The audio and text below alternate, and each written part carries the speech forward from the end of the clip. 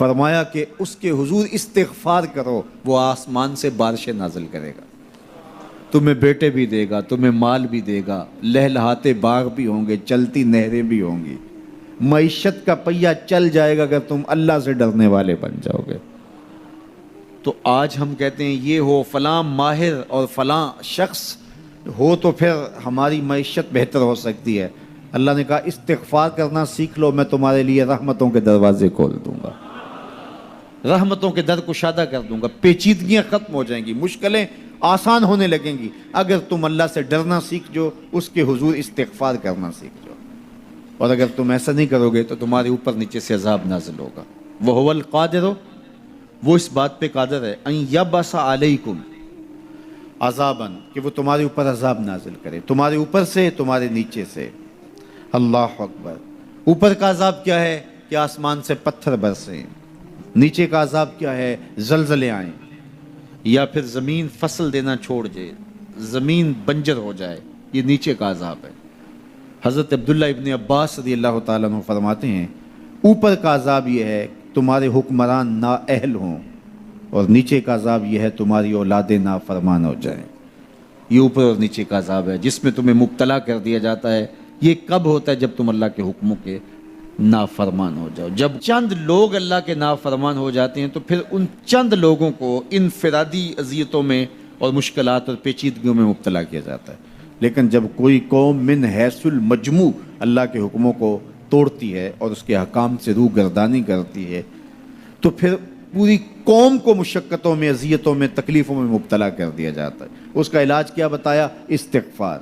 حضرت نوح علیہ السلام نے جو اپنی قوم سے کہا تمہیں مال بھی ملے گا، تمہیں دولت بھی ملے گی، تمہیں بیٹے بھی ملیں گے، سرسبز جو ہے وہ باغات بھی نصیب ہوں گے، ان کی شاخیں پھلوں سے لدی ہوئی ہوں گی، چلتی ہوئی نہریں اور برستی ہوئی بارش، ساون کے نچڑتے ہوئے بادل، اور ماحول کی خنکیاں اور خوبصورتیاں اور جمال اور لہلہاتے ہوئے سبزے، اور تمہارے اوپر ہر طرح کی عنایات برسیں گی اگر تم اللہ سے ڈرنا سیکھ جاؤ گے اور اللہ کے حضور استغفار کرنا سیکھ جاؤ گے، تمہیں خوشحال اور خوبصورت زندگی عطا کر دی جائے گی۔ اللہ اکبر۔ لیکن اگر تم ایسا نہیں کرو گے تو تمہاری معیشت تنگ کر دی جائے گی۔ استغفار کریں، تقوی کے خوگر ہو جائیں، شکر کرنے کی عادت ڈالیں۔ جو شکر کرتے ہیں اللہ تعالیٰ ان کو اور زیادہ عطا فرماتا ہے، دنیا میں بھی اور آخرت میں بھی۔ اس طرح دوسروں کی پریشانیاں دور کریں، اللہ آپ کی پریشانیاں دور کرے گا۔ بانٹنے کا مزاج پیدا کریں، آپ کے پاس جو بھی ہے بانٹ دیں، علم ہے تو بانٹیں، خوشیاں ہیں تو بانٹیں، آپ کے پاس دولت ہے تو لوگوں کے دکھ اس دولت سے دور کرنے کی کوشش کریں۔ جب آپ بانٹنا شروع کر دیں گے تو آپ کا رب آپ کو عطا کرنا شروع کر دے گا۔ یہ بات ہو نہیں سکتی کہ انسان کی زندگی میں مشکل نہ ہو۔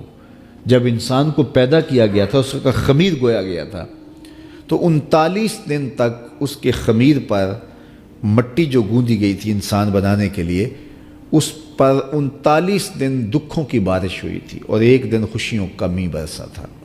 تو انسان کی زندگی میں خوشیاں اور غم اس تناسب سے ہیں۔ لَقَدْ خَلَقْنَا الْإِنسَانَ فِي قَبْضٍ، انسان کی زندگی مشقتوں کا مجموعہ ہے، حالات کی تلخیوں کے سے مقابلہ کرنا پڑتا ہے۔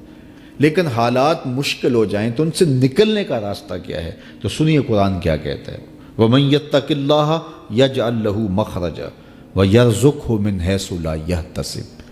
جو اللہ سے ڈرنے لگ جاتا ہے، تقوی اختیار کر لیتا ہے، تو پھر اللہ تعالیٰ جل شانہ اس کے لیے مخرج پیدا کر دیتا ہے، یعنی اس مصیبت سے نکلنے کے اللہ راستے دیتا ہے۔ یہ اس شخص کا مقصوم ہے جو اللہ سے ڈرتا ہے۔ اس پر مشکلات اس پہ بھی آتی ہیں، یہ نہیں کہ اس پہ مشکلات نہیں آتی، زندگی کی مشکلات کا وہ بھی شکار ہوتا ہے، لیکن جو ہی مشکلات آتی ہیں ان مشکلات سے نکلنے کا اللہ اسے راستہ بھی عطا کر دیتا ہے۔ اور دوسری بات، وَيَرْزُقْهُ مِنْ حَيْثُ لَا يَحْتَسِبُ، اللہ اس کو وہاں سے رزق دیتا ہے جہاں سے اسے گمان بھی نہیں ہوتا، وہاں سے رزق دے دیتا ہے۔ بندہ تو یہ کہتا نا کہ مجھے یہاں سے ملے گا، یہاں سے، ایک بندے کی منصوبہ بندی ہے، لیکن جو اللہ سے ڈرنے والا ہوگا اللہ اس کو وہاں سے رزق دے گا جہاں اسے گمان بھی نہیں ہوگا، خیال بھی نہیں ہوگا کہ یہ راستہ بھی حصول رزق کا ہو سکتا ہے۔ تو یہ میرے رب کا وعدہ ہے اور میرے رب کے وعدے سچے ہیں۔ تو جب تم اللہ سے ڈرنے لگو گے تو یہ تخت و تاج، یہ دنیا کی عزتیں، یہ تمہارے قدموں میں ہوں گی۔ اس سے ڈرنے کا نتیجہ ہے جو تمہارا رب تمہیں عطا فرمائے گا۔ حضرت عمر رضی اللہ تعالیٰ عنہ کی خدمت میں ایک شخص آیا، اس نے کہا میرے ہاں اولاد نہیں ہے، تو آپ نے کہا استغفار پڑھا کرو۔ ایک دوسرا شخص آیا کہ صاحب بارشیں نہیں ہوتی، فرمایا استغفار پڑھا کرو۔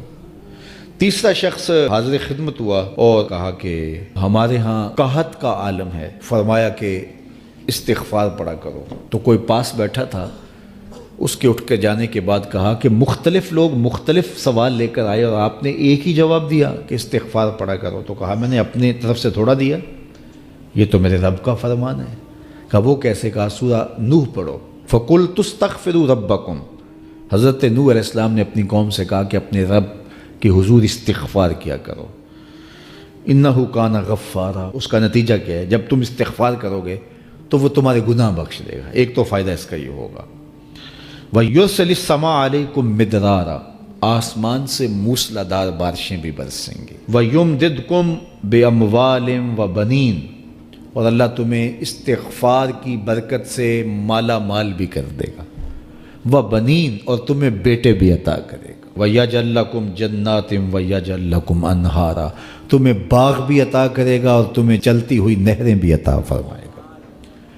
آج میں سمجھتا ہوں کہ پاکستانی قوم کو اجتماعی استغفار کی ضرورت ہے۔ آپ کے دریاؤں کا پانی سوکھ گیا، استغفار کریں گے اللہ تعالیٰ ان کو پانیوں سے مالا مال کر دے گا، بارشیں ہوں گی، قحط سالیاں دور ہوں گی، بے اولادوں کو استغفار سے اولاد نصیب ہوگی، اور معیشت کی بہتری جو ہے وہ استغفار کے ذریعے سے ہوتی ہے۔ تو یہ 5 چیزیں بیان فرمائیں، تو استغفار سے خوشحال زندگی کا تصور ابھرتا ہے۔